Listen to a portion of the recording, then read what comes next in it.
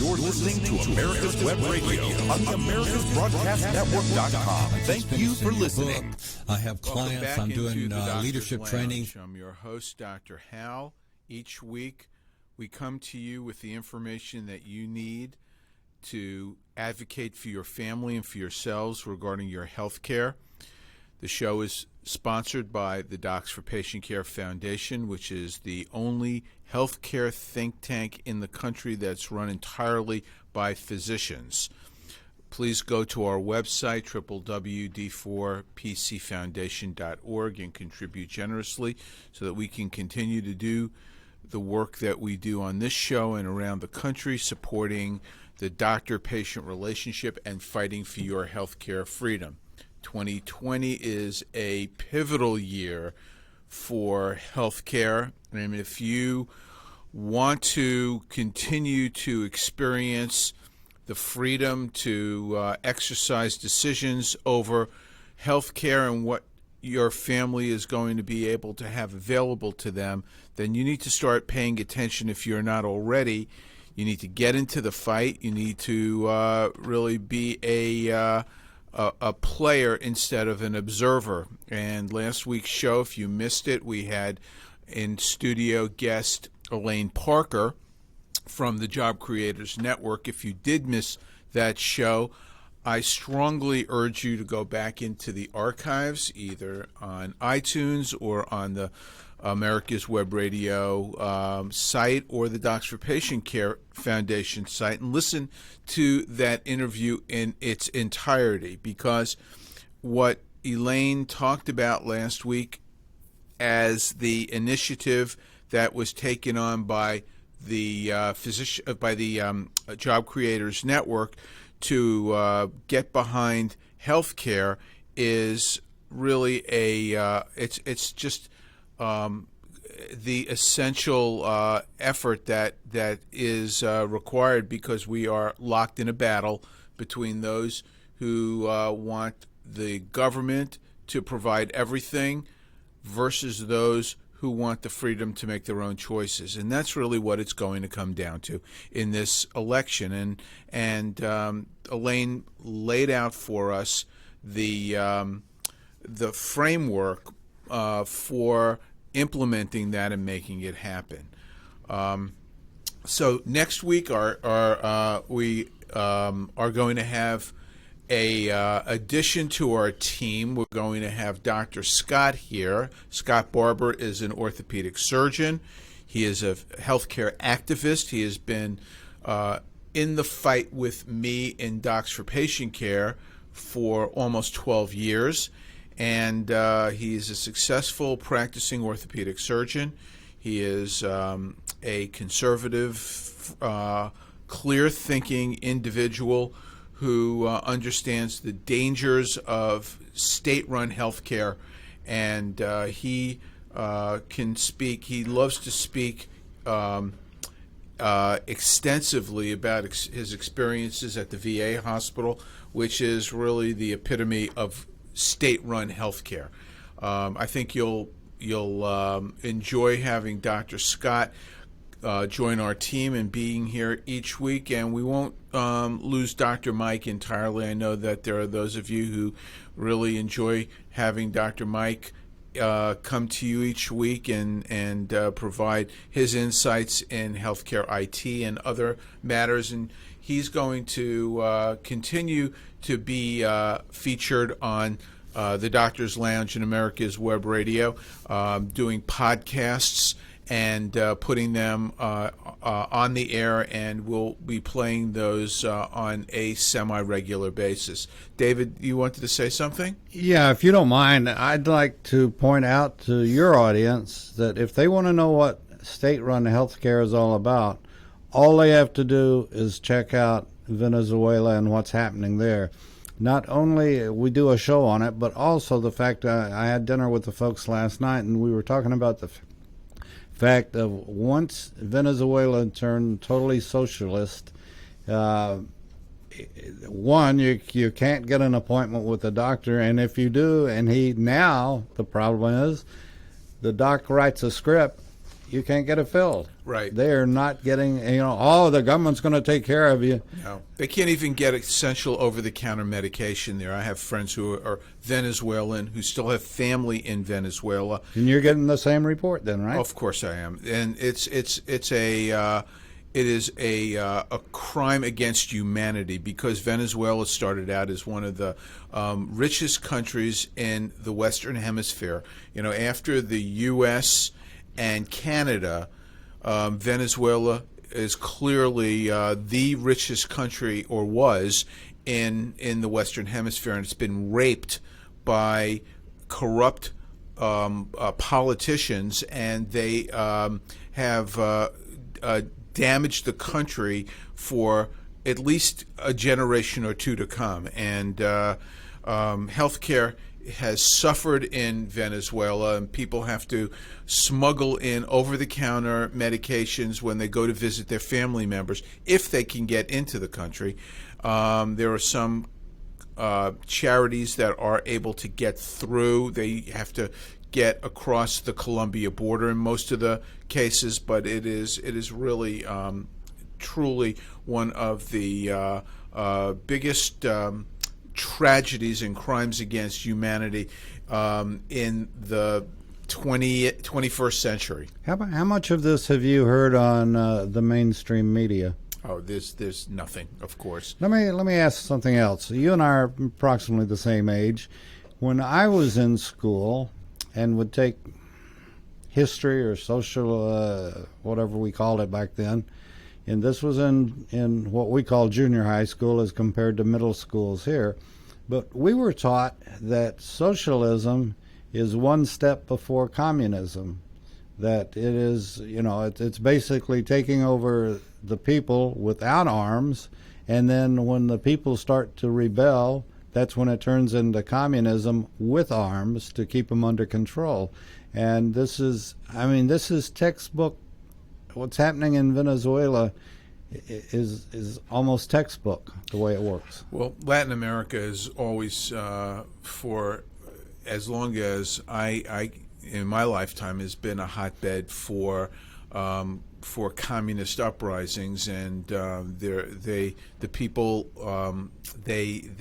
fall prey to false promises from demagogues who claim to represent them and really are just lining their own pockets and stealing from the country. And we've seen that time and time again in South and Central America, and Venezuela is just another one of those examples.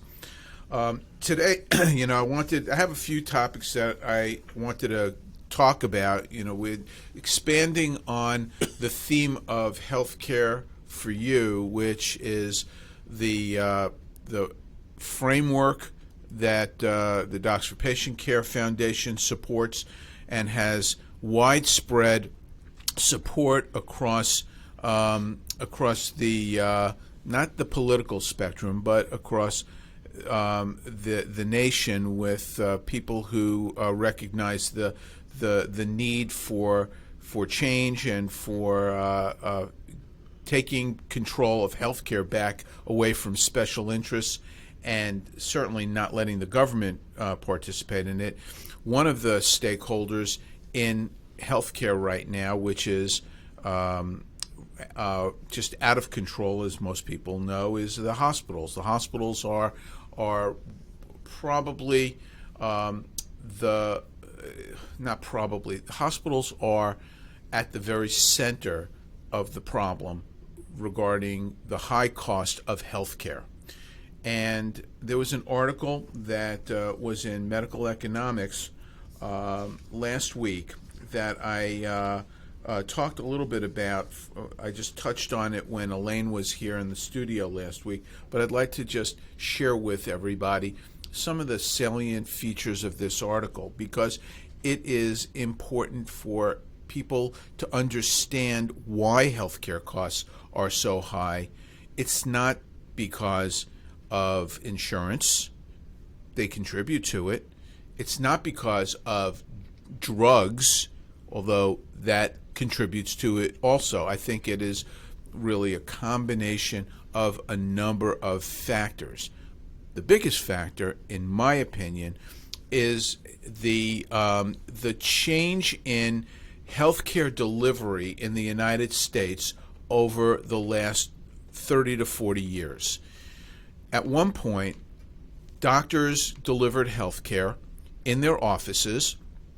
They did surgery in hospitals, and the hospitals were mostly controlled by physicians.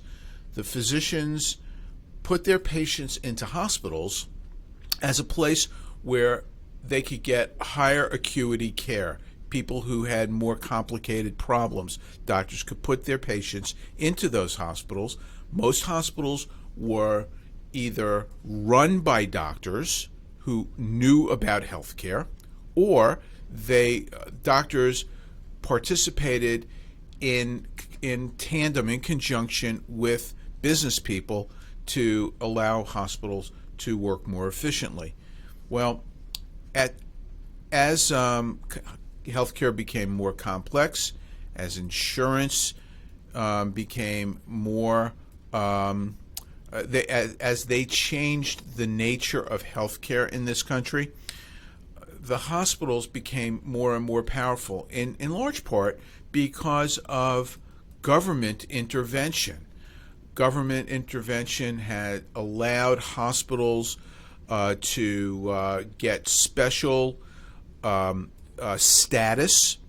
They allowed hospitals to get more reimbursement for the same procedures that were done in hospitals compared to off-site. Government regulation allowed hospitals to create monopolies so that they could keep competition out of their geographic area, and resist the market forces to compete on a price basis. And so hospitals can pretty much get away with so much. And as time has gone by, they've become more and more powerful. And the more powerful they get, the more influence they have, and the less likely groups can resist them and speak out against them and cause change. I think it's important to share with you this article that was in Medical Economics, because it really underscores the problem having hospitals control healthcare. And make no mistake about it, they do control healthcare. And the title of the article is How Nonprofit Hospitals Get Away with the Biggest Ripoff in America.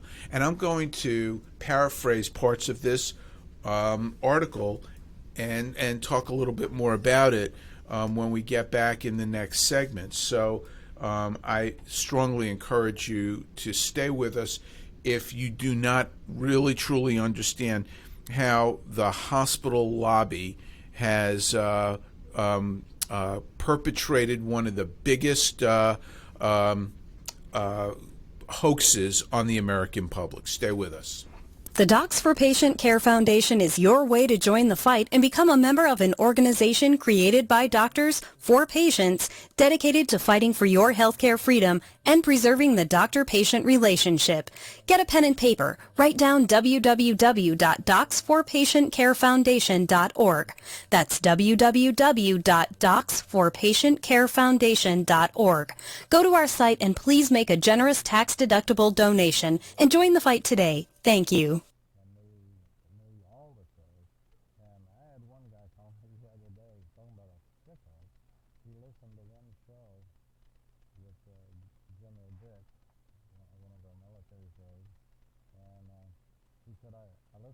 Then I listened to all of them. And that sucker sat there for 9 hours in front of his computer listening to our shows. And, it's just like we're a little ice pebble, but we're beginning to roll and pick up, people from everything. Not just this area, not just this area, but one guy walked up to me and said, you know, you're going to have a guard one of these days for some of the things you were saying. You know? And,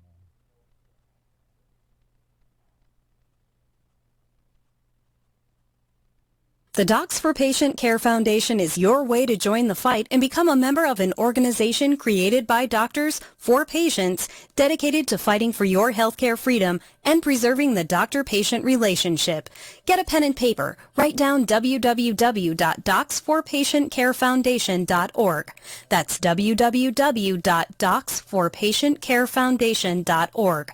Go to our site and please make a generous tax-deductible donation and join the fight today. Thank you. The Docs for Patient Care Foundation is your way to join the fight and become a member of an organization created by doctors for patients dedicated to fighting for your healthcare freedom and preserving the doctor-patient relationship.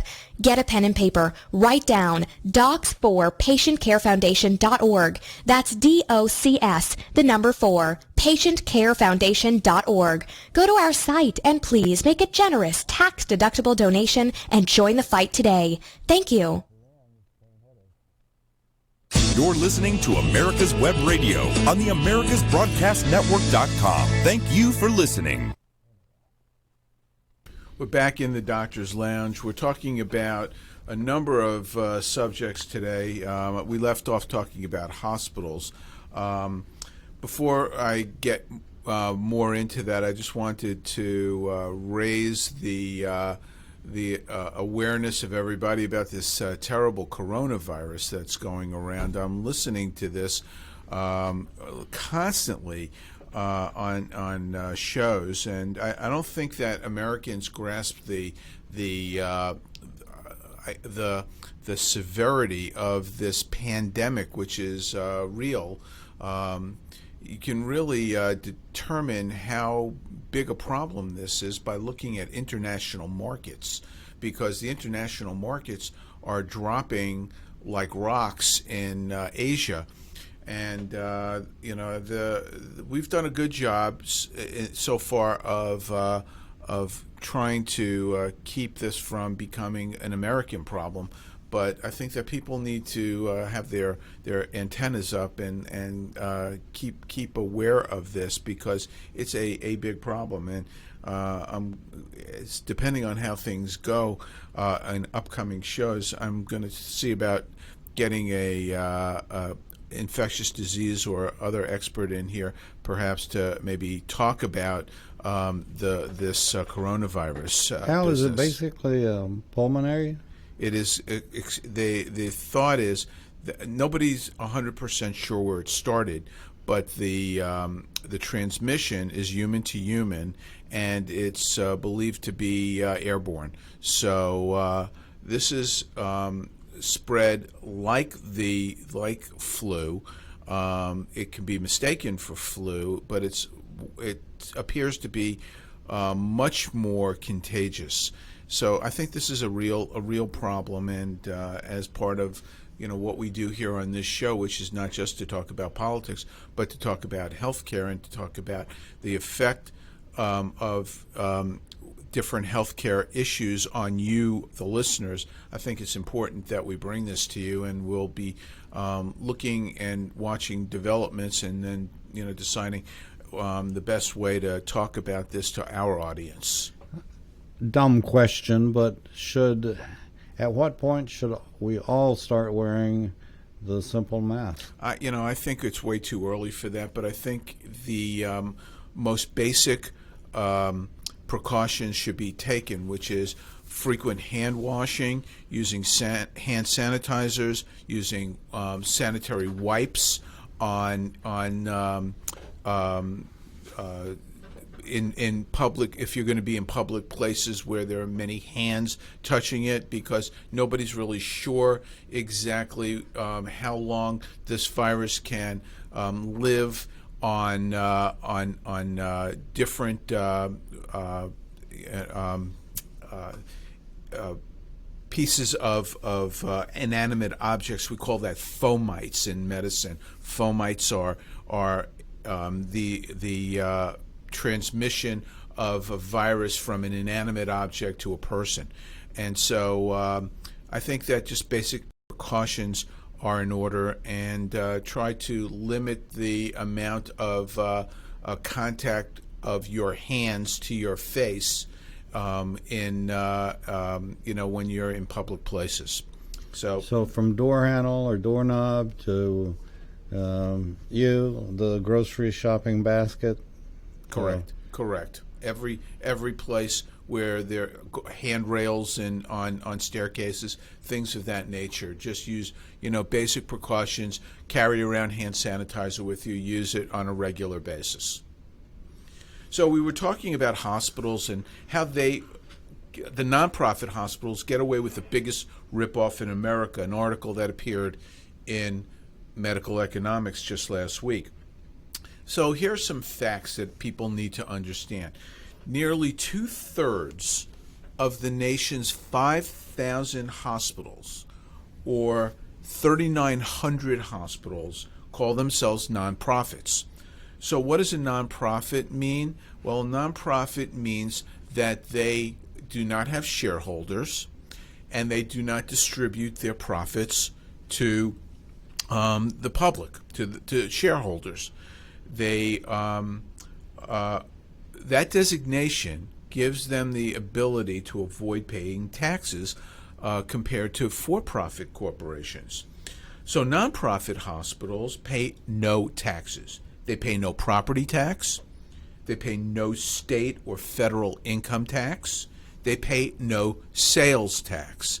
Just imagine if you had a business and you can avoid all of those taxes, how much more profitable you would be. And if you go to any major city in the United States, the largest building projects are all hospitals. It's unbelievable. Just last night, I went to a meeting at Children's Healthcare of Atlanta. We're talking about a children's hospital. I was blown away by the opulence of this new building.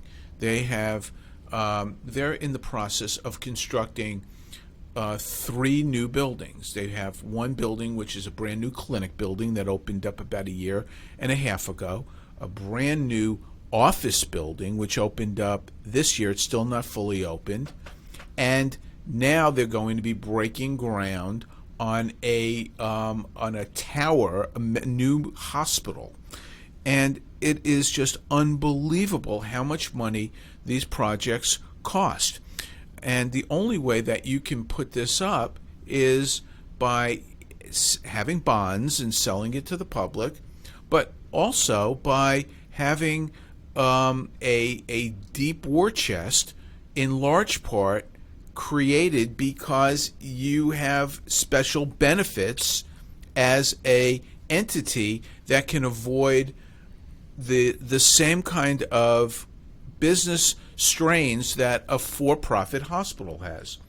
So in exchange for the privilege of being a non-for-profit organization, a charity organization, the hospitals are supposed to take what they don't have to pay in taxes and plow it back into the community to contribute to the community and lower healthcare costs by providing free care to those who can't afford it. And it happens to some extent, but certainly disproportionately to the amount of money that they get to keep by not having to pay taxes.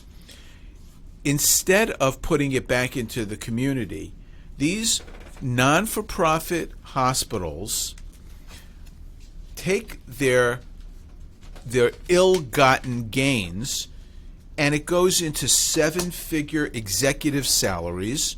They increase the number of management people on their team. They have boondoggle retreats, extravagant galas.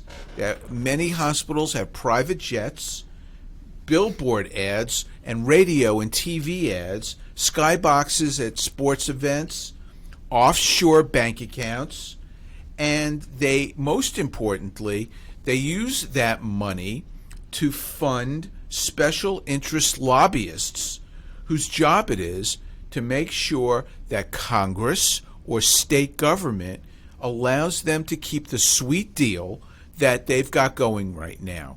In Congress, it's to allow them to continue to operate outside of the IRS code. It also is intended to allow them to get special payments for the care that they give, and to get increased payments for the care that they're providing, which is identical to care that's given outside of the hospital by doctors. At the state level, it's to prevent the states from eliminating the certificate of need laws, which regular listeners to this show know I talk about all the time, which are laws that keep competition out, because many states have these laws where you have to get permission from the state in order to open your doors. It can be challenged by existing businesses, and it is typically challenged by the hospitals in communities, keeping out other hospitals or entities that fall within the regulations of certificate of need from opening their doors. And that keeps competition out. It allows the hospitals to continue to operate and charge whatever they feel like charging. So, so what happens is that this is going on while Americans are struggling to pay high medical bills and often being sent to collections. I've talked about on the show and had as a guest the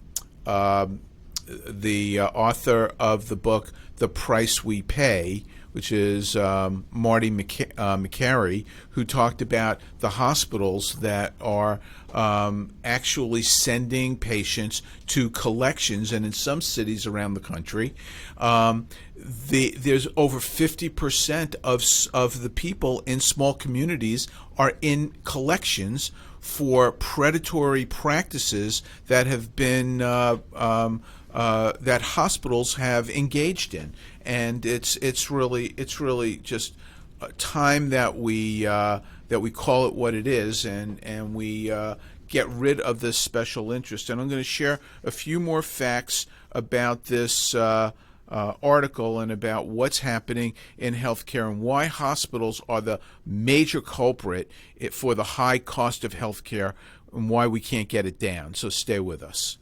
The Docs for Patient Care Foundation is your way to join the fight and become a member of an organization created by doctors for patients, dedicated to fighting for your healthcare freedom and preserving the doctor-patient relationship. Get a pen and paper. Write down docs4patientcarefoundation.org. That's DOCS, the number 4, patientcarefoundation.org. Go to our site and please make a generous tax-deductible donation and join the fight today. Thank you.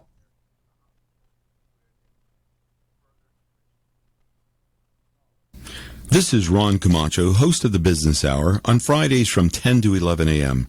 Join me as I talk with passionate professionals on a program that profiles the best businesses, business professionals, business practices, and fascinating individuals to get an insider view of how America works.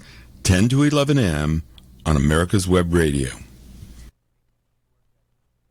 In 2009, the membership organization Docs for Patient Care was founded.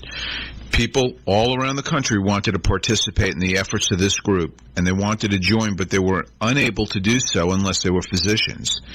It's for this reason that the Docs for Patient Care Foundation was created.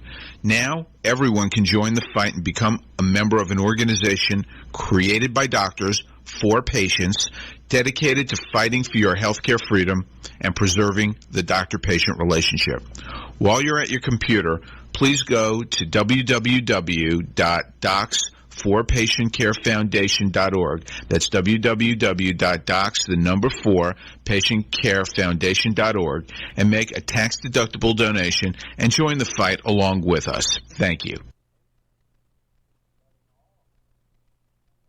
You're listening to America's Web Radio on the AmericasBroadcastNetwork.com. Thank you for listening. You're listening to America's Web Radio on the AmericasBroadcastNetwork.com. Thank you for listening.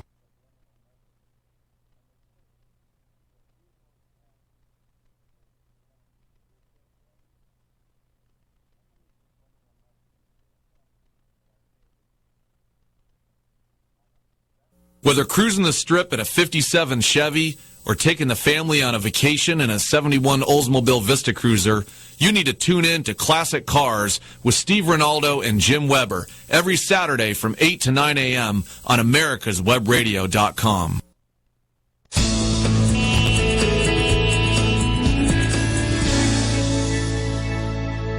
This is America's Web Radio. Would you like to have a show, talk about your business, or express your opinion on America's Web Radio? Just email gm@americaswebradio.com and we'll get back to you. Thank you.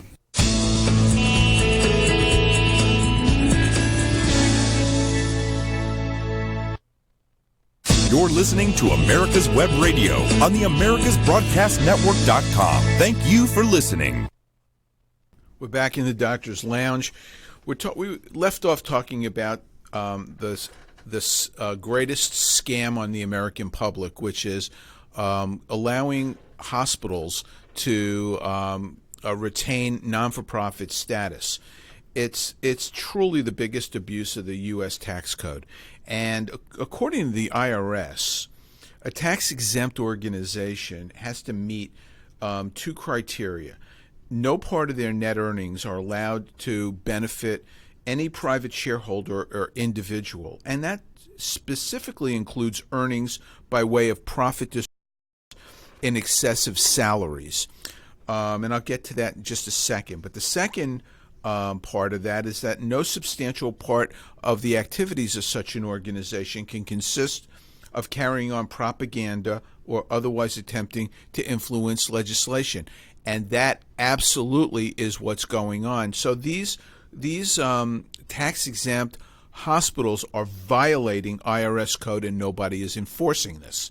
Now, what should shock, what should outrage everyone but surprise few is the salaries that the CEOs of these hospitals are getting.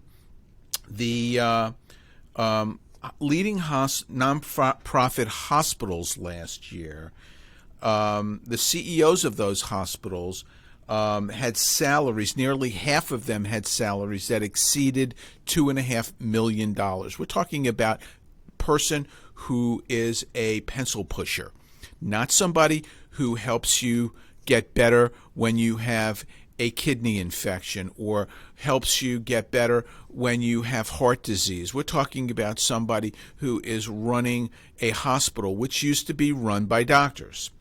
The highest paid of these executives is the top executive at Banner Health in Phoenix, who received compensation last year of $21.6 million. In St. Louis, the chief executive officer of Ascension Health made $13.6 million. And Northwestern Memorial Healthcare in Chicago paid their top executive $10.6 million. This is outrageous when we are dealing with the problem of medical bankruptcy, and we listen to politicians just railing against the system that's putting people into medical bankruptcy and allowing these people to pull down these kinds of salaries. What's even more disgusting and shocking is that Atrium Health Foundation, a foundation, allegedly the charitable arm of the tax-exempt Atrium Health System in Charlotte, North Carolina, had so much money that they put $52 million of it offshore in the Cayman Islands. The American Hospital Association, the lobby for these hospitals, is one of the top 5 spenders in Washington on lobbying. last year they spent $24 million lobbying Congress. And over the past 10 years, they spent almost $400 million lobbying Congress. So, again, one of the stipulations of being a nonprofit is not carrying on propaganda or trying to influence legislation, and they are clearly doing that. What's important to know is that we subsidize these nonprofit hospitals to the tune of $30 billion annually in the form of tax exemption. So we have to ask, what are we getting for that money? Are we getting better health? Are we getting less expensive health? Are we getting more care for the poor? No, we're not. We're not getting much of that at all. What they are doing is we are seeing these hospitals buying up medical practices, and we are watching the consolidation of the healthcare market. That leaves less choice for patients. It is allowing hospitals to charge more money because they can charge more in the hospital than these doctors can charge out of the hospital. And what is happening that nobody is talking about is that these doctors who were part of the tax rolls before are no longer part of it because they're going into nonprofit hospitals who don't pay any taxes. So the tax rolls are shrinking. So this is just an outrageous practice, and what can you do? What can an individual do about this? You think, oh gosh, this is just the system. I can't really do anything. I'm just one person. Well, let me just tell you, you can make a difference. I started Docs for Patient Care just on an idea because I was so angry, and it's morphed into something that has influenced legislation at the level of the White House. And everybody can make a difference.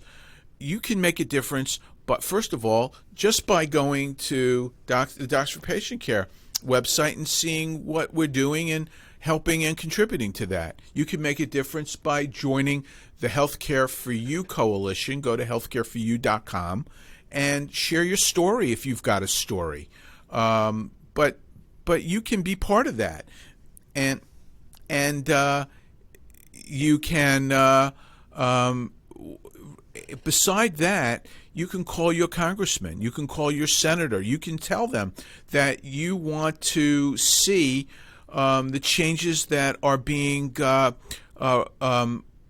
recommended on Healthcare for You, and you want choice. You do not want this the government to make the choices for you. You want to be in charge of your health care. You can call your state representatives, and you can demand that they take up certificate of need in the current legislative section. Certificate of need keeps competition out of the market. What happens when you keep competition out of the market? Prices go up. If you want to see a change, you've got to make the commitment to be part of the solution, not part of the problem, and certainly not a victim. Don't be a victim. That's what you've got to get through your head, that you're not a victim. You are an American, and you've got a voice, and you have to hold the people who represent you accountable. And together we can really make a difference. I was listening to the ads about Mike Bloomberg running for president. We talked on this show about the Democrats' plans for health care, the Medicare for all, which is socialized health care, the improving Obamacare, which is a disaster. That's what all the Democrat candidates have talked about. I'm listening to the Bloomberg ads, and he says nothing. He talks about health care. He talks about how bad Donald Trump is for health care, and he's lying. It's just one lie after another. So I went to the Bloomberg website to try to find out exactly what he's talking about regarding health care. And you want to know something? He's not talking about much.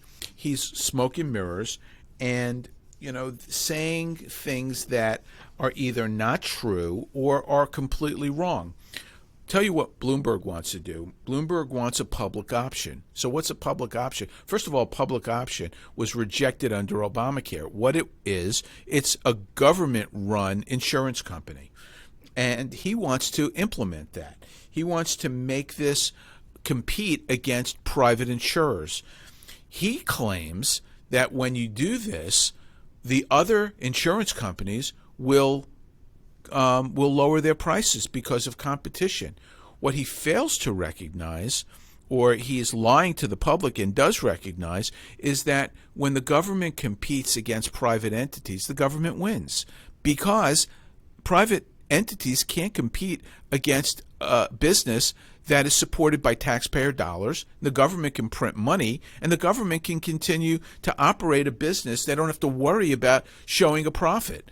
And so what will happen is the private insurers will get out of the insurance business. This happened when Obamacare was implemented. We saw closing of 1,800 insurance companies around the country, some big, some small. Prudential was probably the biggest. They had a huge footprint in healthcare insurance. When Obamacare came on the scene, when it started getting talked about in 2008 and it was implemented a couple of years later, by that time, Prudential was out of the healthcare market. That's what will happen with a public option where the government runs an insurance company. Bloomberg also talks about building on the Affordable Care Act. What a brilliant idea. This is a plan that is a gigantic Ponzi scheme and a failure, and he wants to expand on it. He is claiming that that this can be done by price controls, capping premiums. Again, what we're really talking about is the government running healthcare. And if you believe that the government can run healthcare better than the private market, when you take out all of the government intervention, all of the regulation, and let the market operate like a market should, if you believe that the government can do this better, then you need to vote for Democrats. Personally, I think that that will be the end of healthcare in this country if people decide to go that route. What else does Bloomberg say? He wants to cap healthcare prices. Cap healthcare prices. He wants to put in controls over what people can charge. That's never happened in any business in the United States where you cap what people can charge. He does want to ban surprise medical billing, which I do believe is something that we need to we need to solve, because surprise medical billing is a big problem, and that's something that we need to work on. He also wants to talks about lowering drug costs, but he wants to do it by capping prices and doing what socialized countries around the country do, which is to tell pharmaceutical companies, this is how much we're going to pay, not a nickel more. And, if that's how you think you can get that problem solved, then, then I think that I have some swampland I'd like to sell you in the Everglades. So I have a couple more things to talk about when we get back in the last segment of the Doctor's Lounge. So please stay with us.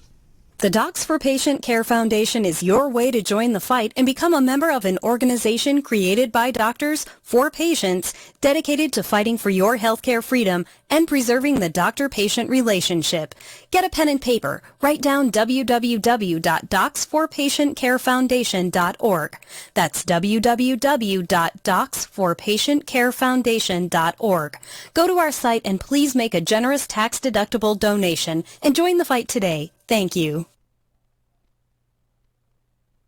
The Docs for Patient Care Foundation is your way to join the fight and become a member of an organization created by doctors for patients, dedicated to fighting for your healthcare freedom and preserving the doctor-patient relationship.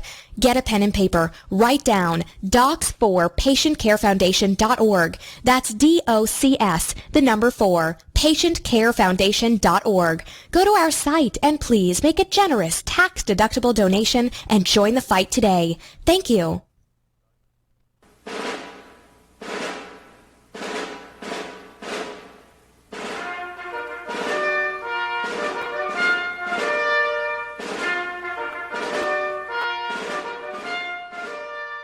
Good morning. My name is Mike Mizell. I'm a retired Army colonel and president of the Johns Creek Veterans Association. We meet in Newtown Park, and part of one of our projects is the installation of the Healing Wall, the half-scale model of the Vietnam Wall that traveled the United States. Well, it's coming to rest, and it's going to live in Johns Creek forever, the half-scale model. We're looking at possibly a March implementation ribbon cutting ceremony, and we're looking for donors and sponsors that want to help us in this great project. You can donate at jcvets.org.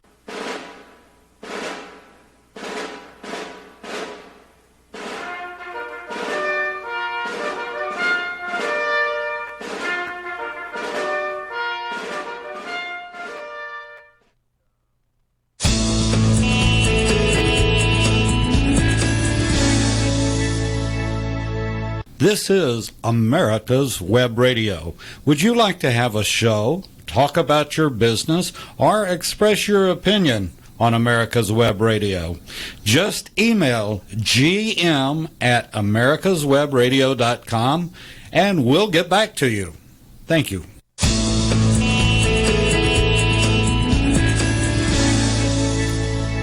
We're back in the final segment of the Doctor's Lounge. I'm your host, Dr. Hal Scherz. We've talked about a number of topics today: the hospitals, the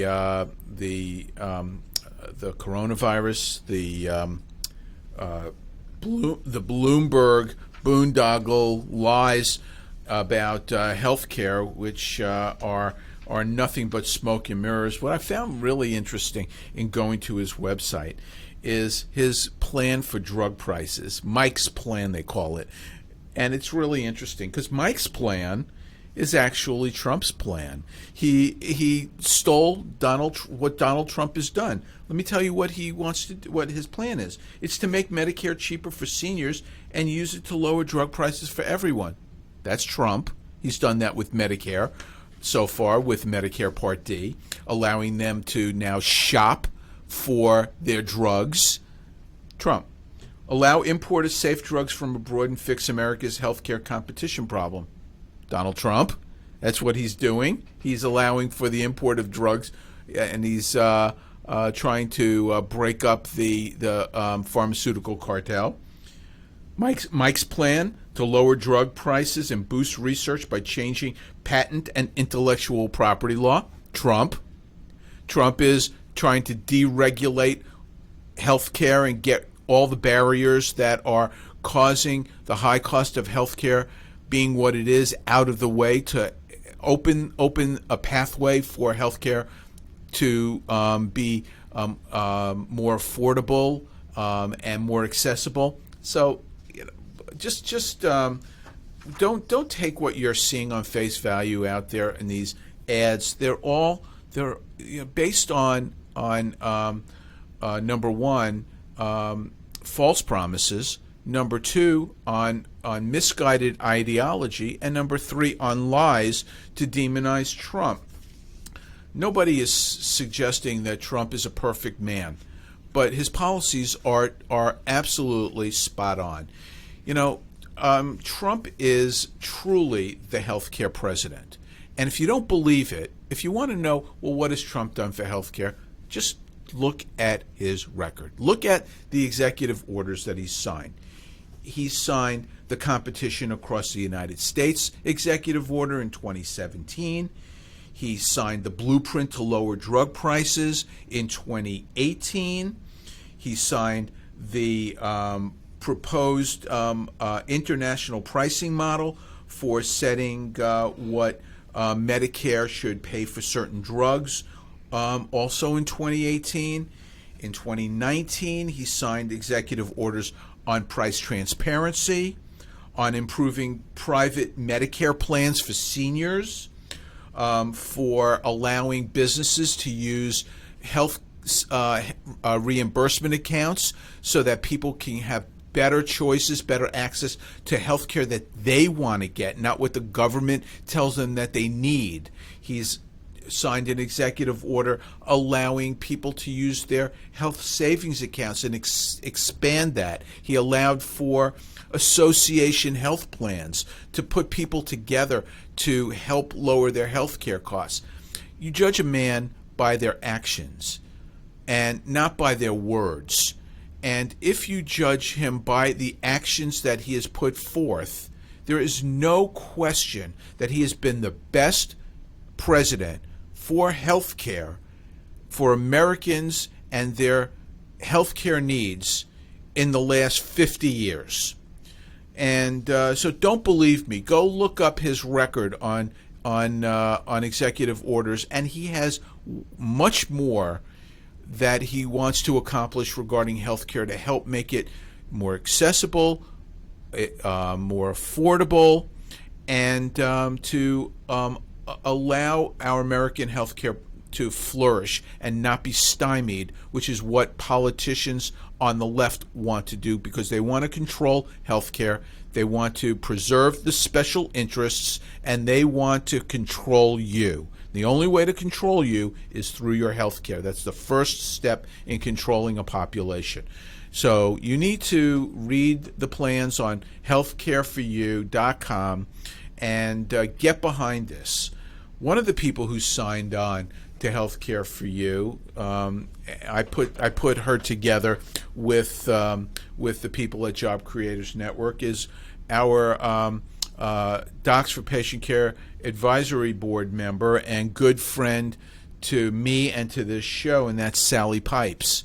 And Sally has written a new book that I'm going to tease, that I've got an advanced copy. It's entitled False Premise, False Promise. And it talks about the, and I've only skimmed it. I'm going to read it this weekend. I'm going to get Sally on the show in the next couple of shows to talk more about her book. But Sally is from Canada originally. She knows more about socialized health care than most people in this country. Her mother died under the Canadian healthcare system because she got very poor care, despite the fact that she was propagandized, hypnotized into believing that their system was really good and the doctors really cared, and that she would go along with it, you know, and everything would be okay. But it really wasn't okay. She did not get the proper screening that she needed for her colon cancer. She had advanced colon cancer when it was finally diagnosed, and she died a short time later. That's what's in store for us under a government-run healthcare system. And in her book, Sally goes through what the dangers of socialized Medicare, socialized healthcare are, the Medicare for All scam. She talks about how that mania is sweeping across the left, and goes on to talk about single-payer proposals under consideration, how our country is marching toward a single-payer plan, and why this is so devastating to Americans in terms of it will increase their wait for care, it will reduce their access to care, and it will ration care. And all of those are inevitabilities under a government-run health care plan, not to mention the financial cost. You know, the Bernie Sanders plan or the Elizabeth Warren plan will, they're projecting that this will cost approximately $3.5 to $4.2 trillion annually. But you don't have to worry anymore, because you are going to get everything that you need provided for you from the government. sure, your taxes will go up a little bit. Don't worry about that. It's not going to be that much. Isn't it great that your taxes will go up just a little bit to offset the high cost of health care that you no longer have to deal with? Well, that's great if you can get a doctor, if you can get your care when you need it, you can get your tests done. That will not happen. So Sally's book is a must-read before the election, because all the Democrats are embracing government-run health care in one form or another, and make no mistake about it. Propping up Obamacare is simply a drip, drip, drip, drip going towards that inevitable goal that all of the leftists have, which is having the government run health care. And this is the fork at the road that every single American needs to decide upon. Which road are you going to take? Are you going to take the road of freedom, or are you going to take the road of subservience? Because the promises that the demagogues on the left are promising you are nothing but false promises. So I strongly urge everybody to go again. If you have not looked at it, go to healthcareforyou.com and make a decision whether or not you want to control your health care, whether or not you want to be in charge of the doctor that you see, the care that you get, where you get it, and be able to control how your healthcare dollars are spent. That's up to you. And it's not up to somebody in Washington. It's not even up to somebody in your state capital who is going to make those decisions. Those decisions rest with you. So next week, Dr. Scott Barber is going to be here on the show. He is going to be the new co-host of the Doctor's Lounge, and I can't think of a better co-host. We will miss having Dr. Mike on here on a regular basis, and he really brought a lot of knowledge and enthusiasm to this show. We're going to continue to get his podcasts on here, but if you've not heard Dr. Scott, you are in for a treat, because he is just a dynamo. He really does not hold back and takes no prisoners, and I think that you will enjoy listening to him. And he's very active on Twitter, and you'll be able to I think engage with him on Twitter if you want to. His Twitter handle, I believe, is Dr. Scott Barber, at Dr. Scott Barber. But we will clarify that. He'll clarify that when he's on the air next week. So I think we are ready to wrap up the show today. I hope that you enjoyed it, and want everybody to keep an eye out for that coronavirus, and keep your antenna up, read about it, and do what you can to protect yourself so that America stays healthy and safe. Hello, I'm Dr. Mike Karuchak. Have you ever wondered what doctors talk about amongst themselves? If you do, join us on the Doctor's Lounge and hear the doctors' conversations amongst themselves. Join me and my co-host, Dr. Hal Scherz, every Thursday morning, 8 to 9 a.m. The Docs for Patient Care Foundation is your way to join the fight and become a member of an organization created by doctors for patients dedicated